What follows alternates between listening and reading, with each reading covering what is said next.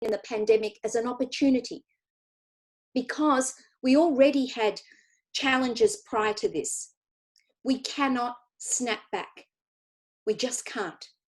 We've come so far, and we were forced by a pandemic to rethink, to teach differently, to really hit the ground thinking, my goodness, you know, some of the smaller schools were so worried they were going to close. And what did we do?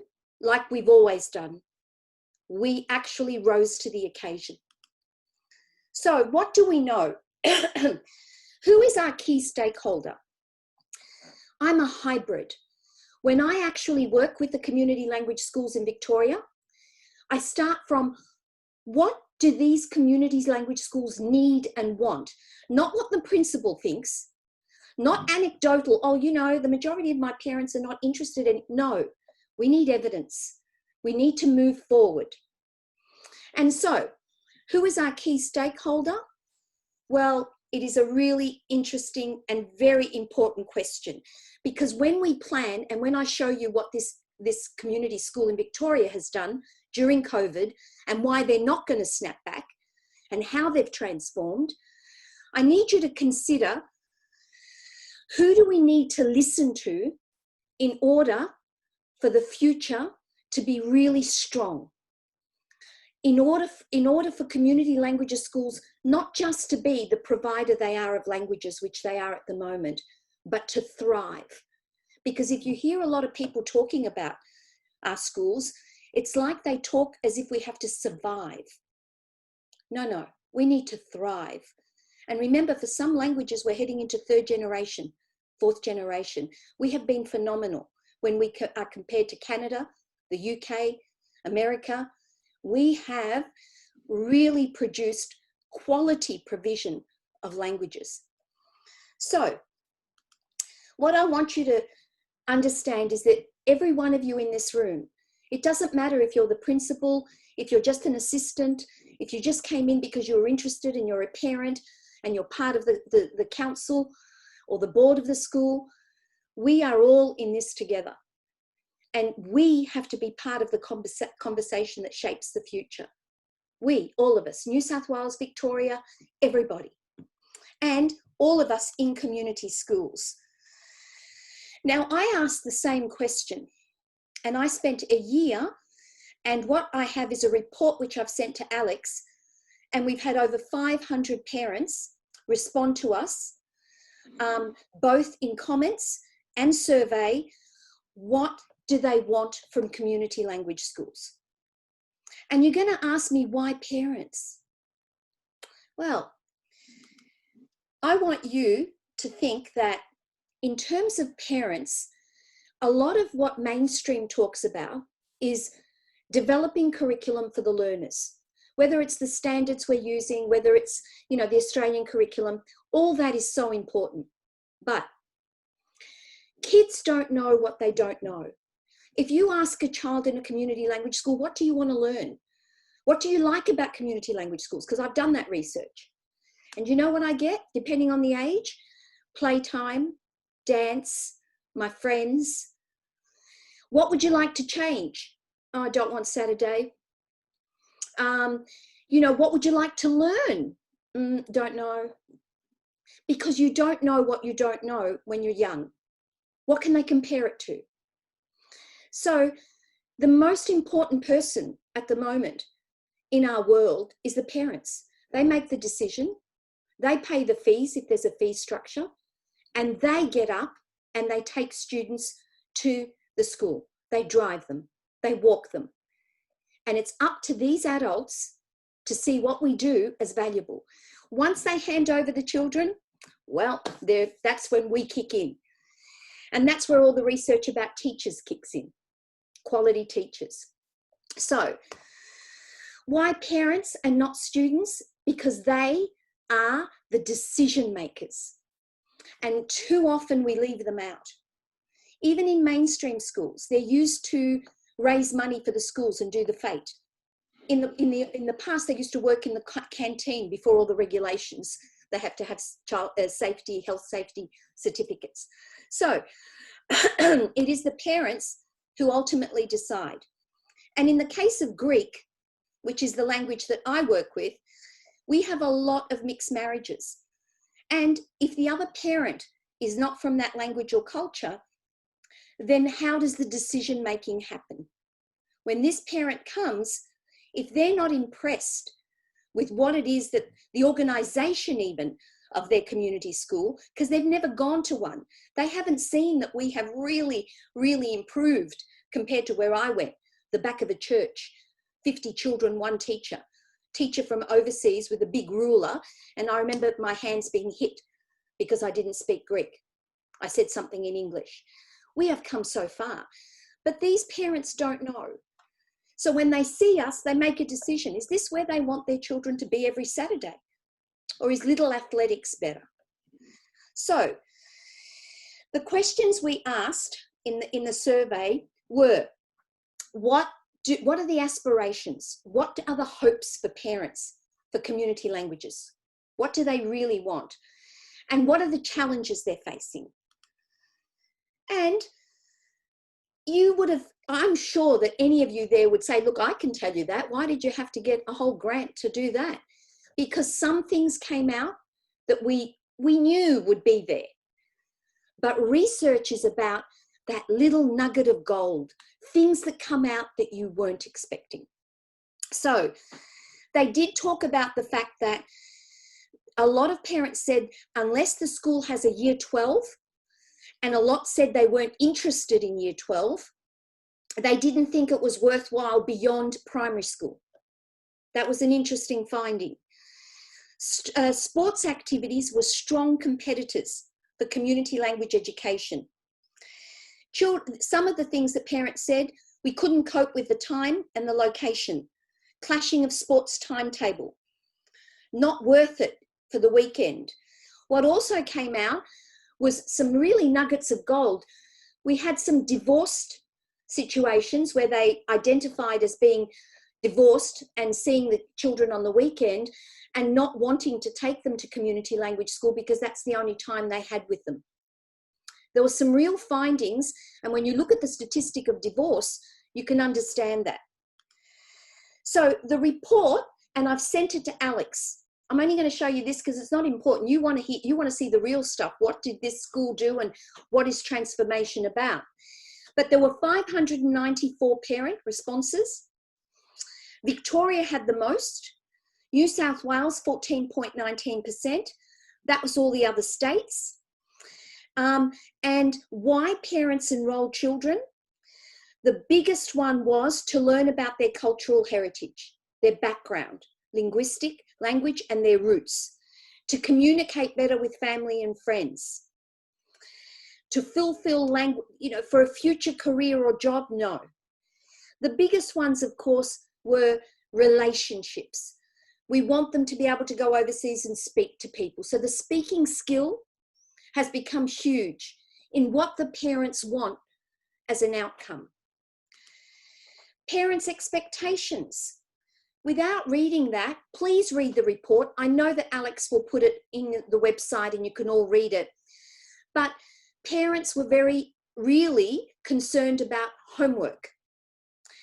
But the biggest concern and the thing that came out strongly was our children will continue if the quality of the teachers is there. So parents talked about having great teachers that inspired their children to keep learning. And if they have the same teacher that they've had in the last 2 years, they were making statements in the data to say that they would be withdrawing children from our schools. Whether we want to say it or not, it is about the quality of teaching. It is about the quality of our people. Now, you'll say to me, I've got 16 staff. Of them, only 50% now, it was 11, are qualified teachers. The rest have all had methodology training, incredibly passionate, and some of them have a degree in another area. Let me tell you, if you walked into that school, you would not be able to tell who had the degree and who didn't. Because it is about the investment that we make in our teachers, the passion that they show, and the skills that we can give them. My biggest problem with my first year students, I just finished our first semester, 570 of them, and I do the live stream lectures and develop the course. They want to teach the way a special teacher taught them, that who inspired them. I can't get that out of them, because I say to them, there are such diversity in your classroom that you will continue to teach like a teacher who taught you. So when does our profession change? When do you have to sit and think, was there anyone in the classroom that didn't like the way your hero teacher taught? So you have to really understand that teaching is a science, a craft, and many times it is also artwork, in that it is a blending of who you are and who you bring. So again, parents, unanimous, the quality of our teachers. It doesn't matter what that looks like online or in the physical world. So are you ready to fly with me now? Where do we go? Here is my community school, the case study, because I want to show you an example and how we use the parent survey, what we did. We were pretty good in the physical world, right? Before COVID-19 hit, let me tell you, we have baby programs. We have close to 600 children. You can see us online, in our Facebook, in our Twitter.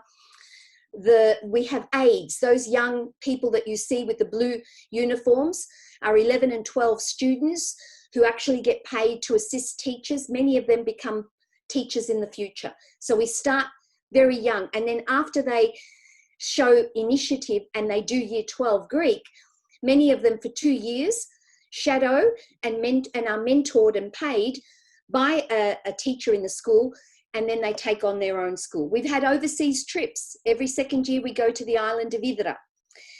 We were doing pretty well. We had a leadership, and then COVID-19 hits, like for all of us. So not only were we doing well, but we were honestly pushing the envelope. You'll see here 2 photos. We took our kindergarten into an elderly Greek citizens' home, where it's just for Greek elderly. And Frodida in Clayton, and then I was able to get money to research it, and I've written a report on it, which I can send you, about aged care facilities as being spaces for learning our community languages. Because in Victoria, we've got some Chinese ones, we've got a Vietnamese one, and I wanted to extend the program there. But with COVID-19, families could not even see the aged. That absolutely disappeared. What we thought was so amazing disappeared. And we had incredible concerts, you know.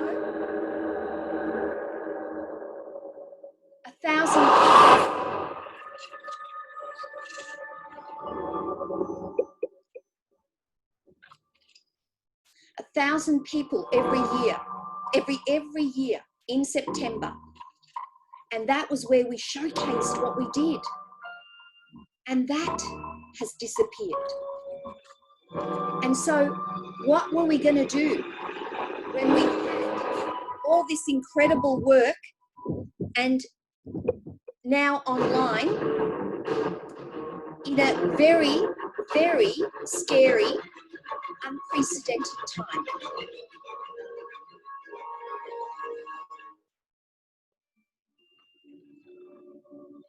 That was our 217 concert.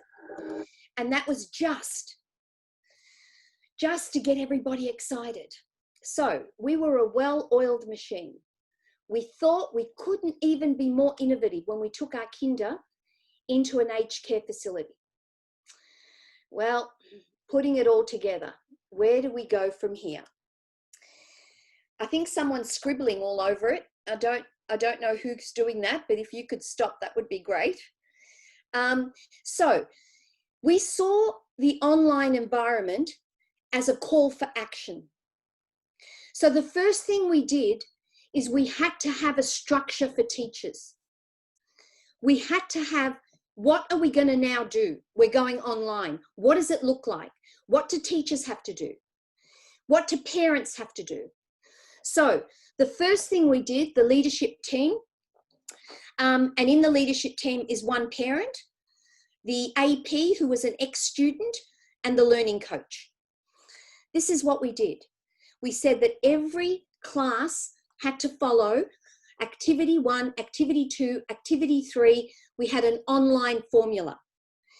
Teachers had to create a video. They could not teach on Zoom. They had to create a video. And every Saturday, instead of 9 till 1, which is what we were in the physical world, teachers had a 9 to 9:30 briefing, all on Zoom. How is everybody? How's it all going?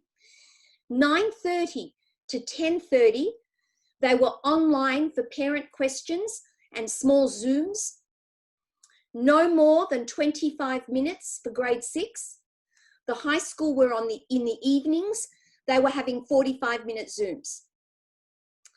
But in that time, so we're going to a briefing. We're also going to a online Zoom. They've uploaded their video. So they're speaking with the kids.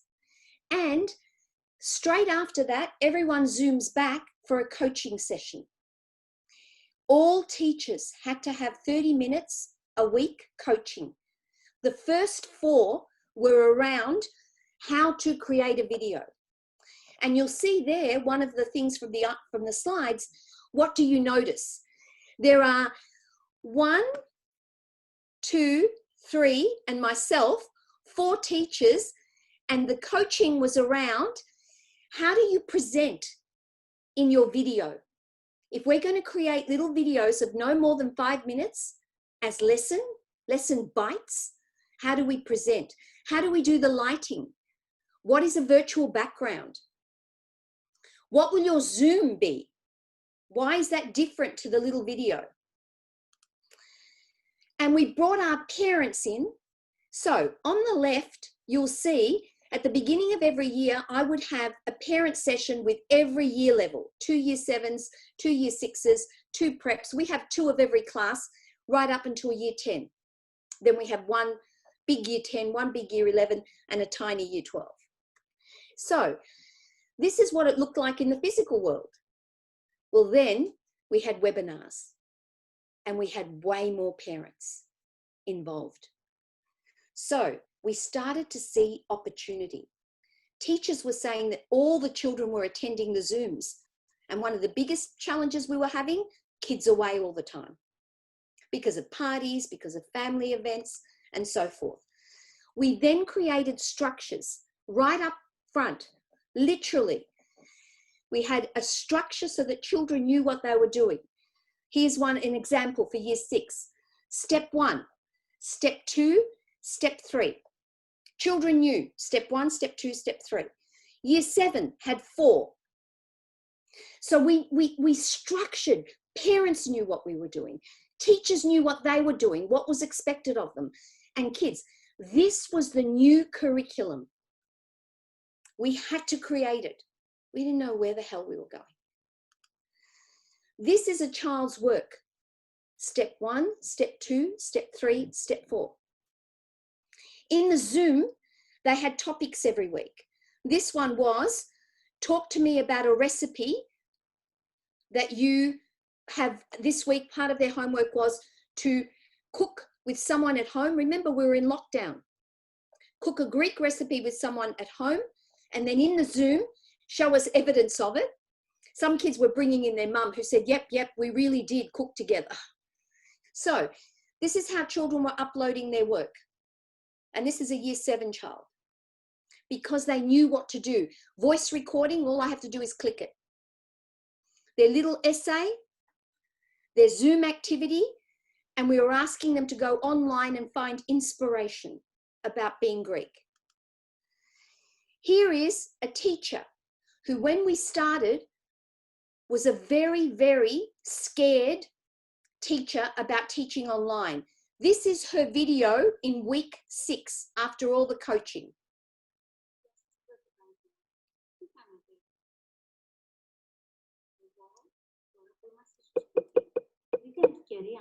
Right, so she's Zooming from her home. We had the opportunity to invite children into our home. We had the opportunity to create a backdrop where children could see who we really were. What is our home like? Some teachers brought their pets into the video. Some had their husband or kids wave and say hello. And you can see, look at the video. She has learned how to do a lesson in what is a 5.5-minute video, which I won't show you all. That's part of their little booklet that they would have had in the physical world that they took with them when we went into lockdown.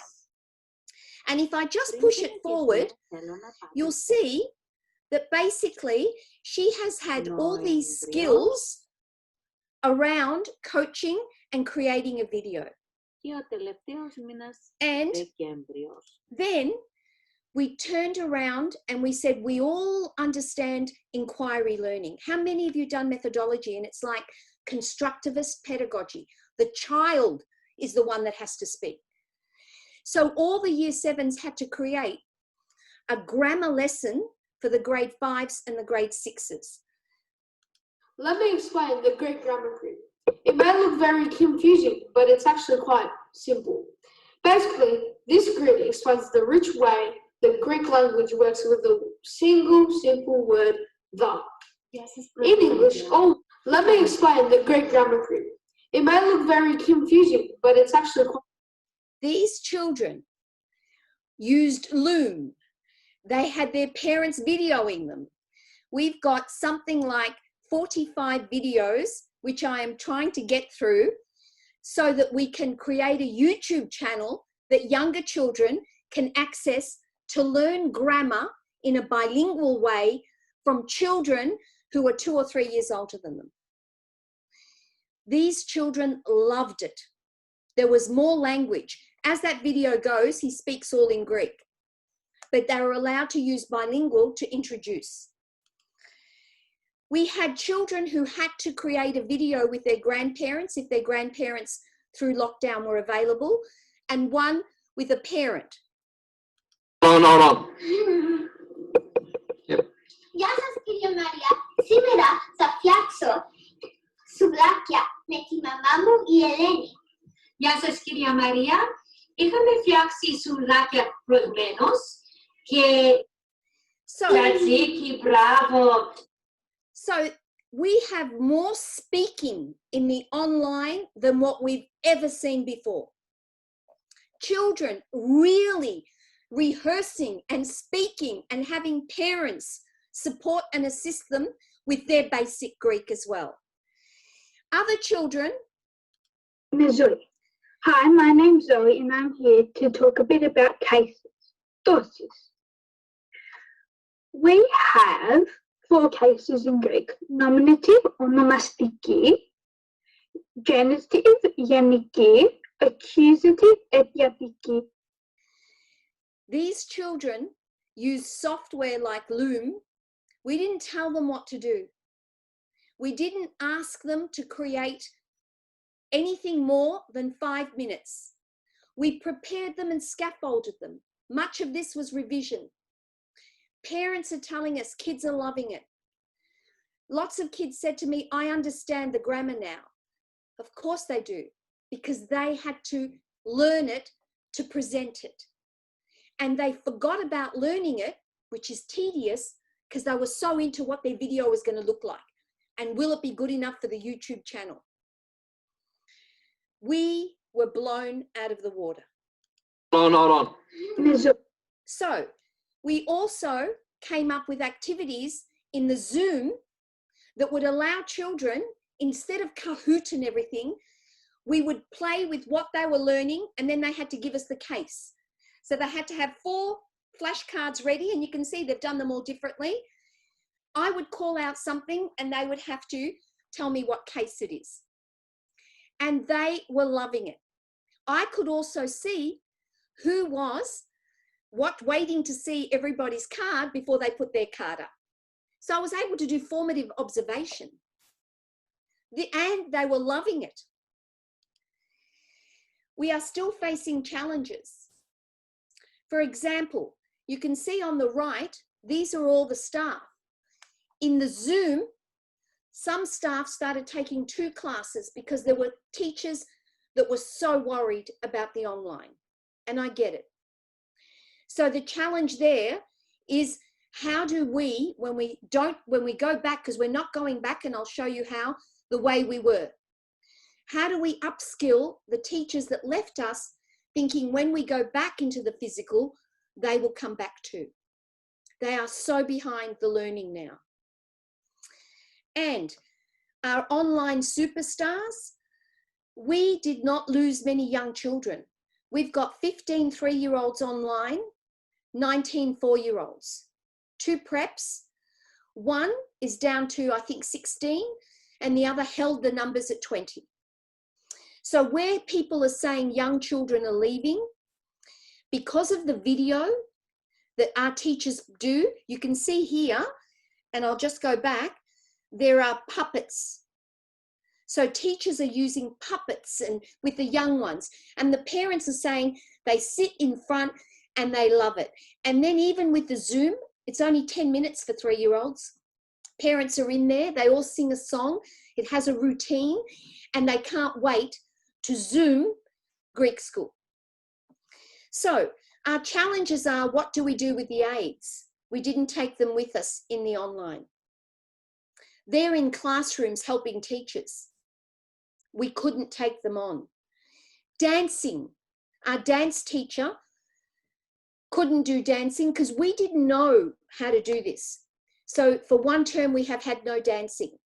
Now we're thinking, and he's already started thinking about, and we're going to assist him make some videos. But it has been a journey. So what is my message to you before we open it up for Q&A? My message is to get on the balcony. This is the Spanish cultural event where the bulls run through the city. And of course, it's very dangerous, and there are a lot of RSPCA people that have tried to stop it. But for the Spaniards, it's culture.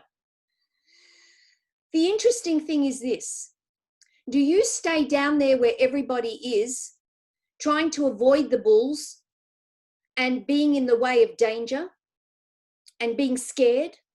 Or do you go up on the balcony? Because from there, you can see where people are, where the danger is, where the bulls are. We need to get up on the balcony now. This is blue sky thinking. We cannot go back. We just can't. When you let go, you need to think about what is the one thing that is the most important as we move forward. And I already know what that is. Invest in my teachers. You will say, okay, you invest and then they go. I know that.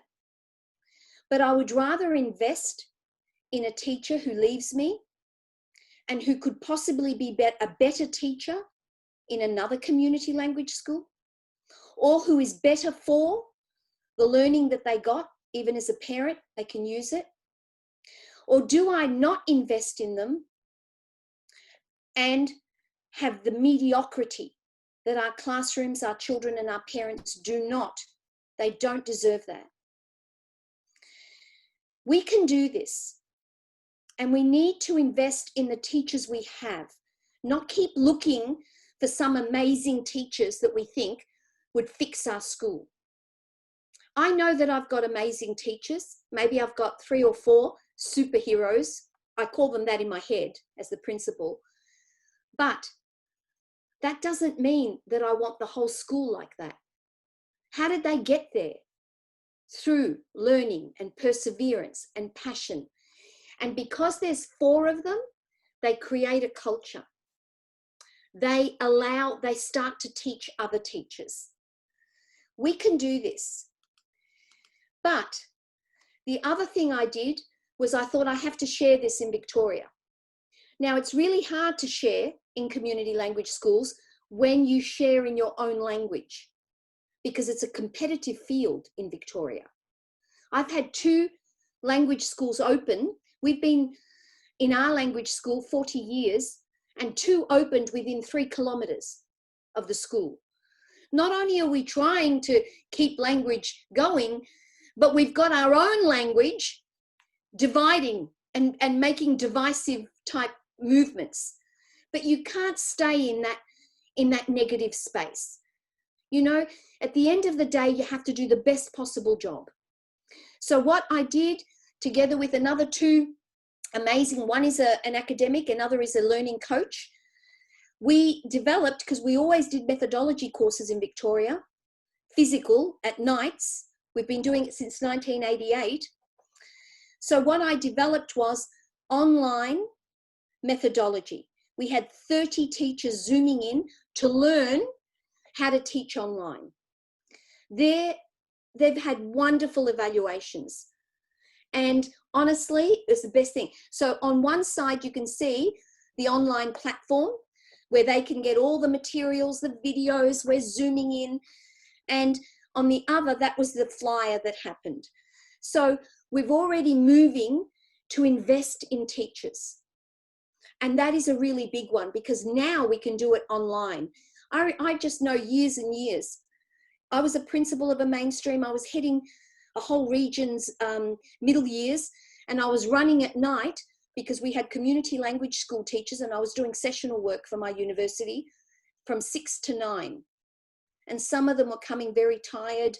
Some were coming with their children. But guess what? We can do it online. It is absolutely changed the face of what we do. I want to thank you for listening.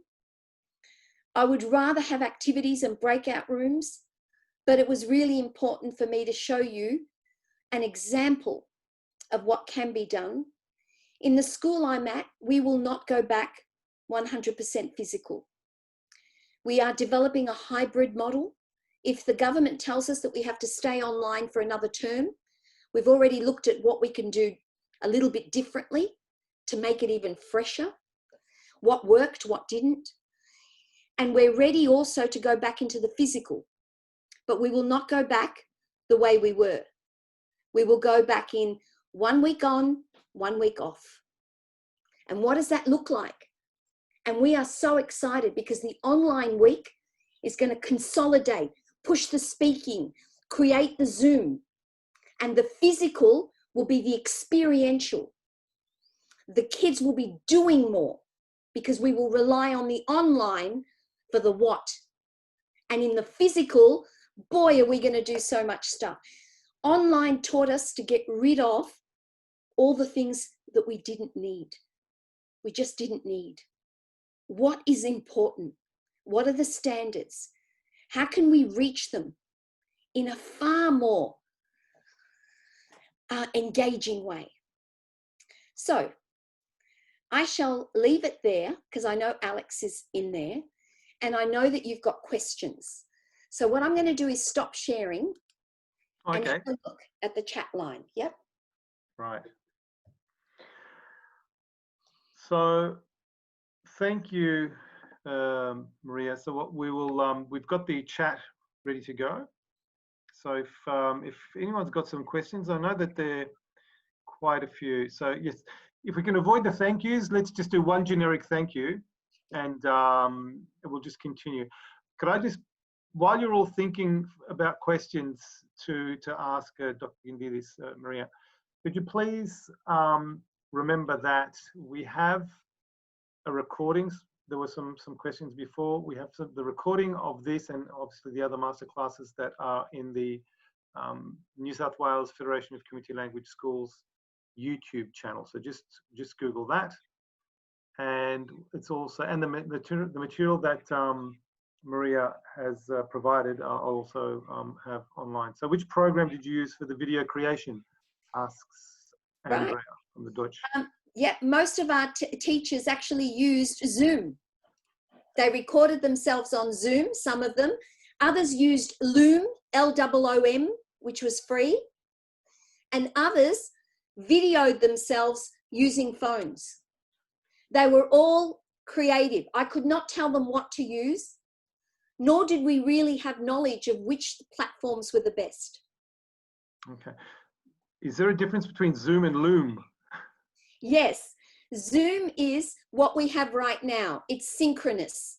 Loom is what you saw the little girl do, where she's in a corner and she's talking about, so you can put your PowerPoint up and you can actually teach and create the video out of it. So yeah, it is different. Okay. And there was a question about Kahoot. Can you use Kahoot in Zoom? Yes, we use Kahoot in Zoom. We use polls in Zoom. There is a breakout room function in Zoom. So you can just click it and the kids go into a breakout room for 5 minutes and you can go into all the rooms and say hello and zoom out. So we have learnt to use Zoom like you wouldn't believe, because we had no other way. Excellent. Maria, just quickly, you, by the way, I put the link, everybody, in the chat. So if you want, it's loom.com, and you can just go there and have a quick look at Loom. Maria, I just wanted to ask you, you said something really interesting, and I was speaking to a teacher very recently who was saying that she doesn't feel that her school appreciates what she's doing, because it seems like it's languages aren't taken seriously. And the message that you were giving before of investing in teachers, it didn't seem to be something that was a culture in that particular school. Do you find that this happens across the board? Or is there something that you would tell a principal again? I mean, what's the main message? That's why I work with principals. I get what you're saying, because the decision makers in a school will decide whether they invest in teachers or not. But many of you out there don't wait for the culture to catch up with your passion. You go to courses that Alex runs. That's why you've got Alex. That's why you've got community languages offering you things. I understand it takes time to have a culture. And I understand the community languages have to work with principals who make these decisions about creating culture and investing in teachers. But never give up. Go online, Google things. Go and send an email to my school. We will mentor you if we have to. Go to Alex's sessions. He searches for me. He searches for everybody to give you the gift of learning. So if you're going to wait just for your school, it may never happen. Don't wait. You be the change. And when you get so good and someone notices you, tell your principal, I'll be the coach. Give me a chance to show everyone else how to do it. So never give up. These kids are too important, and our cultural heritage is too important. I will be a grandmother in a few years. I'm worried. Both daughters have married non-Greeks. Our schools have to be phenomenal so that we continue what we have been doing so well. And look at all the languages we provide. No mainstream system can do that. Excellent. There is a question, and it's completely different now, and it's from Dung Tran, who asks, can we assess students' learning in the way that we do in the classroom? And if not, how do we assess effectively? Yeah, I mean, you all know, thank you for that question, Dung Tran. It's formative assessment and summative assessment. So kids will do summative assessment in that they will have to sit a test. We have our parents overseeing little tests, and parents are really honest. And then formative, in the Zooms and the work that they upload to us. By the way, we use Class Dojo, which is free, right? So that you all know, because no one's asked me the question, how do I communicate with my community? And how do kids upload? They've got portfolios. Every classroom is a Class Dojo. It is free and it is brilliant. They upload their work. We can correct, we can assess. And We assess oral work. They upload a little video. That PowerPoint that you saw from a student, that was uploaded into their portfolio. I can give comments to that child directly. I can give little stickers to the whole class. I can message the parent privately to say things aren't happening. So yes, assessment online. But going back to the other question that you're not appreciated, I need to tell you that online is more time. Yes, you don't drive there, the physical world. You have to be more planned. As an experienced teacher, I used to walk into the classroom and it would happen because it was all in my head. With online, it has to be structured. It has to be planned. I feel as if I've gone right back to my first year. And it's been brilliant because I get rid of the stuff that we don't need. I was too much doing what I always knew. And so you won't be appreciated because there's a lot of work learning all this. We're learners again. And that feels good. Maria, there's so we've got questions about Class Dojo and Google Classroom, but that's like, look, can I just say Google Classroom is quite different to Class Dojo. Class Dojo, I can provide a workshop on that eventually if need be, but it is quite different. But it's not really a learning is it turned into a learning management system yet? It's more a learning management system now, but I like Alex, our Class Dojo is right up until year 6. It's very young for young kids. The minute you have older children, Google Classroom is the best platform. I just wanted to say, so I'm picking up on the things that you said before, Maria. Now, one of our guests comes from the ANU, and it's Mandy Scott, who runs community languages, let's say, in the ACT, as part of it. And she, as you may remember at the national conference in Canberra, she talked about parent involvement. I might be digressing a touch, but can you just give us your take on parent involvement? She emphasized it a lot, and I just saw her name and it jogged my memory. It's a big thing. Can you just give us your ideas, please? Absolutely. Before I do that, someone's written, do we get paid extra for all the time? No, not even mainstream teachers do. So I'm afraid that we can't see it like that, the hours that we put into our own learning. But going back to parents, this has been a huge passion of mine. My parents are the greatest advocates for community language schools. They come into sessions in the physical world around the brain. What is the gift of another language? Too often we bring the parents and say, they have to come every week. No. Talk to them about what happens in the brain when their child learns another language. What are the benefits of knowing a language in their mainstream school, in their critical thinking? It's about having parents side by side with you, not seeing them as the problem that complain all the time, not seeing them as people who raise money to keep us going for some of our community schools. You need to see them more in a partnership. And so the online has been amazing because they're zooming in, and I'm doing these 20-minute sessions on how children, bilingual children, have more strategic thinking. What does that mean when we have a curriculum that says critical thinking is very important? They go out and have dinner with other parents and say, did you know that because our children are bilingual? So as well as that, I have what I call sessions with parents about what do you want to know to assist your child?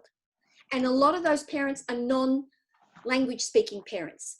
My Filipino parent who says, I don't speak Greek and my husband's never home.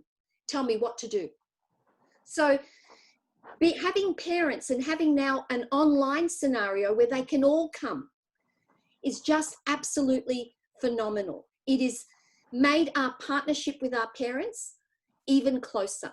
So please see parents as people who assist you, not as the problem, not as the people who just leave the kids in the classroom anymore. They are learners too.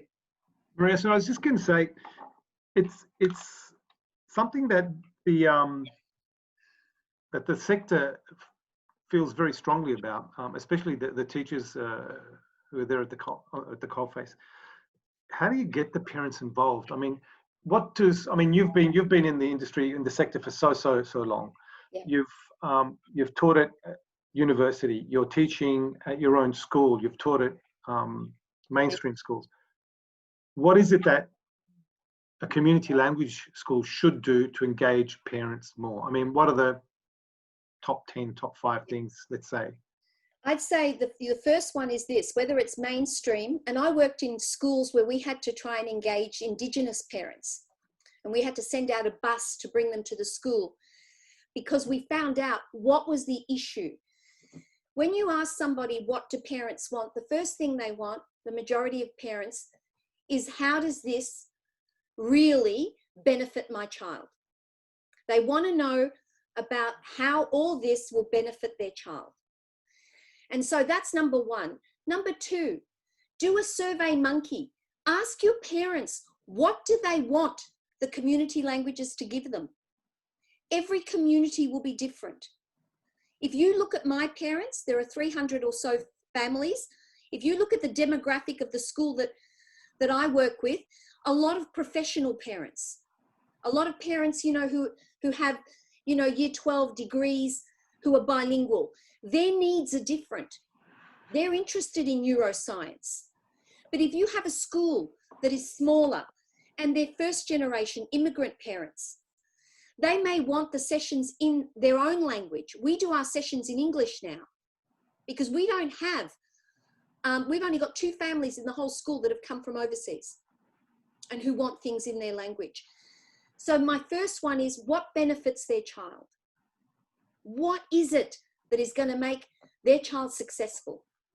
So for the high school, we do sessions like, I send them little homework videos, 3 minutes, on a TED talk about effort, that effort is more important than grades.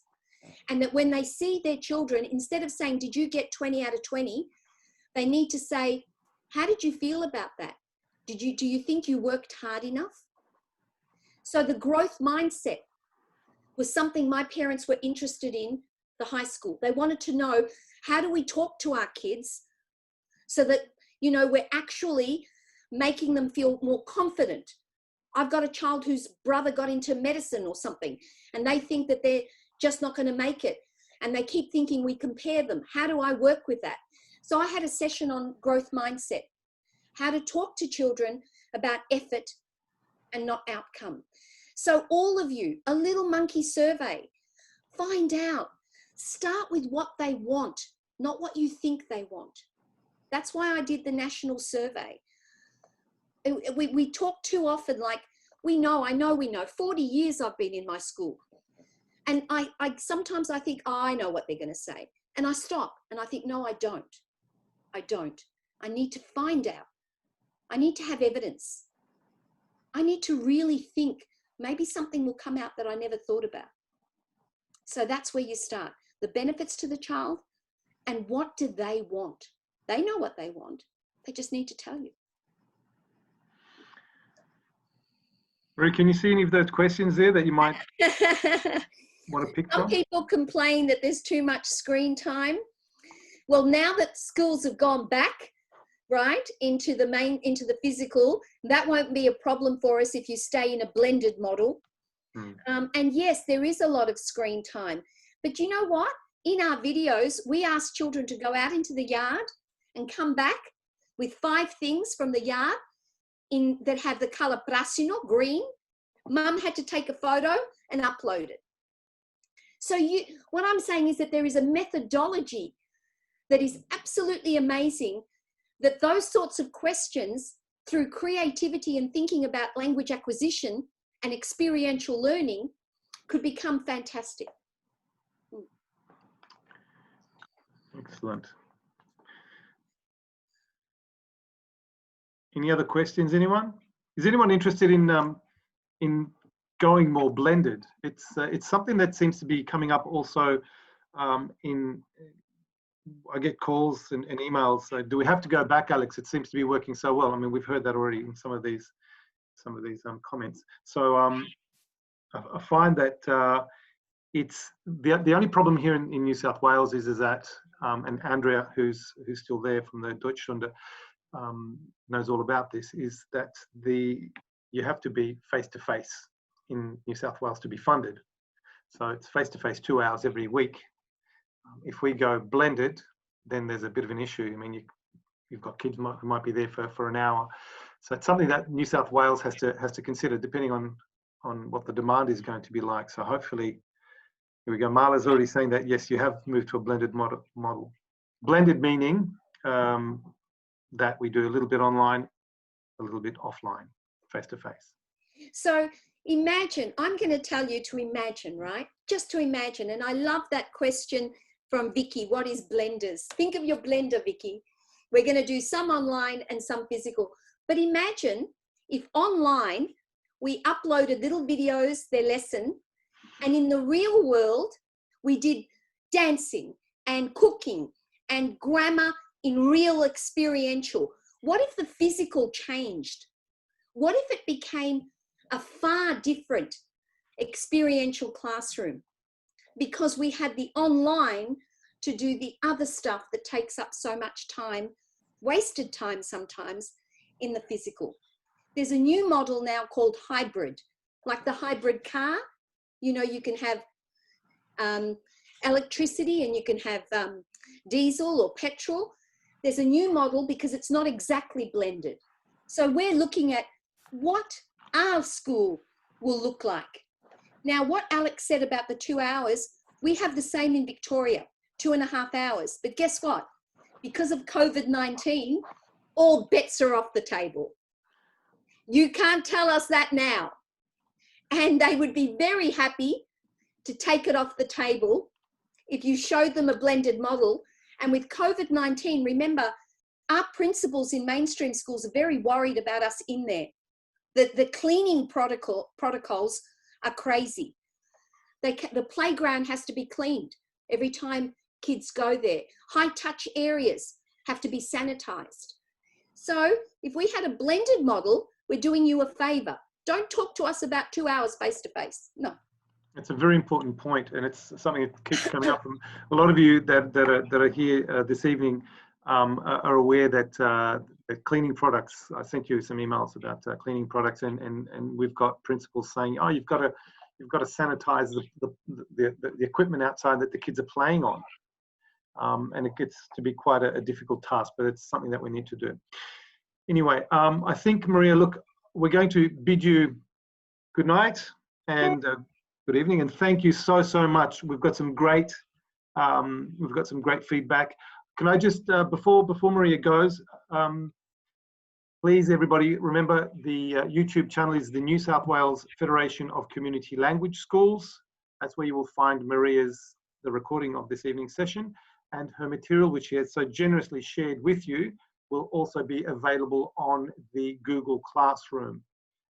If you wait a minute, Maria, you can sign off after this, but I will provide the material in just a second. So stay online if you want the Google Classroom information. Thank you, Maria. Bye, everyone, and stay passionate. I am so impressed with Alex and what you're doing in New South Wales. You guys rock. And we will hold languages for more generations to come, trust me. So, again, thank you so much, Alex. Thank you, New South Wales. Maria. Bye. Thank you very much. Bye-bye. Bye, Maria. Okay, everybody, you can stay on. So just to let you know, I mean, you don't have to stay on. I can already see some people there, but I'd just like to say, if anyone's interested in the Google Classroom, you can always look it up, New South Wales Federation of Community Language Schools, and the code I will just put up here. Okay, the code is quite simple. It's NEX 5GTR. All right, you'll find quite a bit of material, not just the master classes. You've got some of my sessions, and you've got a lot of material that is that I collected from other websites, etc.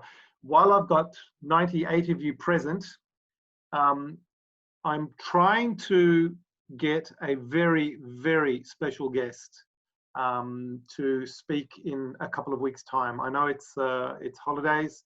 Relax, if you can. Some of you got little kids to worry about, but there will be a massive name, hopefully.